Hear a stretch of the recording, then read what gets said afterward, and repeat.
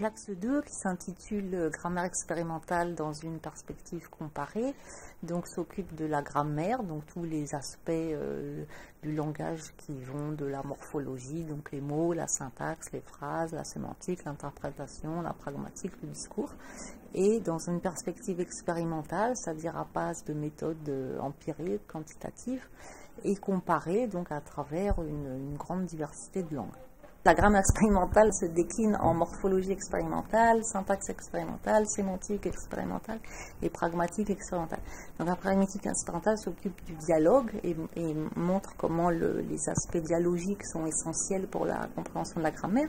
La sémantique expérimentale s'occupe donc de pluralité, de l'interprétation plurielle, mais aussi beaucoup de l'interprétation des pronoms, comment on trouve l'antécédent des pronoms. Et donc la syntaxe expérimentale s'occupe d'ordre des mots, donc d'alternance de construction, mais aussi des relatifs qui sont des constructions compliquées à travers les langues. Dans ces différents sous-domaines, on a des méthodes qui sont assez comparables, donc des méthodes empiriques à base de gros corpus à noter. On essaye de chercher des fréquences, des corrélations de facteurs qui font qu'on utilise telle ou telle construction. Donc ça suppose d'avoir des corpus écrits ou oraux transcrits avec des annotations assez fines, donc ce qui peuvent aller jusqu'à ce qu'on appelle des corpus arborés, parce qu'il y a la structure syntaxique, donc dans les phrases on voit par exemple quel est le sujet, quel est le complément, et ce sont des ressources qui existent depuis une dizaine d'années à grande échelle avec des millions ou des milliards de mots,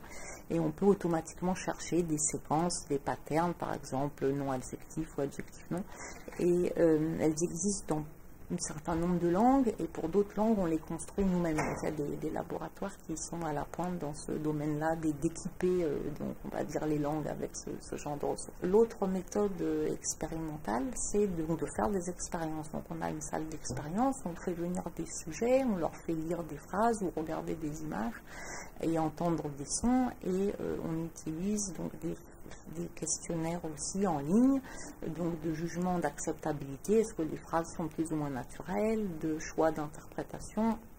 On mesure également des temps de lecture, parce que ce sont des mesures indirectes qui peuvent nous renseigner sur la complexité ou l'acceptabilité d'une construction. Et le protocole expérimental peut aller jusqu'à la neurolinguistique, donc la mesure des flux d'électricité dans le cerveau, donc EEG, ou l'imagerie cérébrale. Mais ça, l'imagerie, on ne le fait pas encore. Ça peut être une piste pour la suite. Donc quand je dis qu'on a une perspective comparée, ça veut dire qu'on compare des langues de familles différentes. Donc on travaille sur les langues romanes, soit les langues germaniques, soit les langues slaves, mais aussi soit les langues iraniennes, soit les langues du Caucase, et des langues créoles, des langues des signes, des langues sémitiques. Et on a des opérations qui font du terrain, qui vont collecter des données de première main, que ce soit chez les aborigènes d'Australie, ou sur les langues ottomanes du Mexique, ou pour les langues sud-arabiques d'Oman.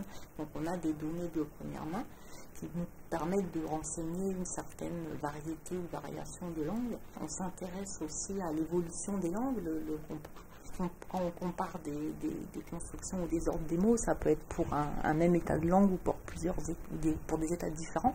Donc on a des opérations qui s'occupent par exemple de l'ancien français, où il y a maintenant de gros corpus, de grosses ressources pour lesquelles on peut avoir une approche quantitative. En tant que linguiste, donc, et en tant que membre d'un laboratoire de linguistique formelle, c'est vrai qu'on avait l'habitude de tester des théories linguistiques avec un petit échantillon d'exemples, qu'on pouvait demander des confirmations à certains informateurs, mais ce que nous a apporté le LabEx, c'est un changement d'échelle, c'est-à-dire que maintenant on peut tester nos hypothèses en vraie grandeur sur des corpus de millions ou de milliards de mots, donc en collaboration avec des informaticiens, et on a appris les méthodes statistiques qui nous permettent de gérer ce genre de volume de données, et aussi de faire des expériences. Donc tout le protocole, les protocoles de psycholinguistique, donc on les a appris et on les enseigne à nos doctorants maintenant, qu'ils soient syntacticiens, sémanticiens, morphologues, et ça leur permet de nouveaux types de tests et de nouveaux types de données pour améliorer les théories ou tester les hypothèses théoriques.